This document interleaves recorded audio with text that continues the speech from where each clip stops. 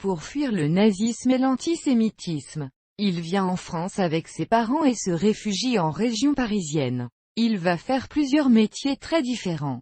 Obligé de travailler jeune, il est d'abord engagé comme vendeur à l'âge de 15 ans par les Galeries Lafayette. Il sera aussi docker, marchand de tapis etc. Avec son physique de jeune premier, il lui vient l'envie d'être acteur.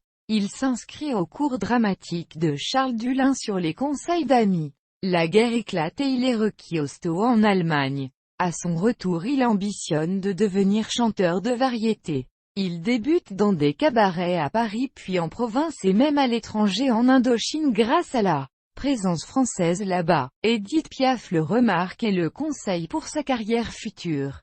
Elle le fait engager à Bobino et l'Olympia et lui prédit une grande carrière cinématographique. Après avoir tourné une multitude de films avec des actrices comme Martine Carole, Michelle Morgan ou Magali Noël, il se fait oublier car ses apparitions très brèves vont l'éloigner de son métier et sa carrière va en souffrir. Il réapparaît sur scène pour la dernière fois en 1989 au Casino de Paris pour un ultime tour de chant. Il réapparaîtra une dernière fois au cinéma dans un scopitone de Claude Lelouch intégré dans le film Il y a des jours et des lunes, pour la chanson La Rigolade qui avait été filmée en 1961. Il repose dans un cimetière de Cachan.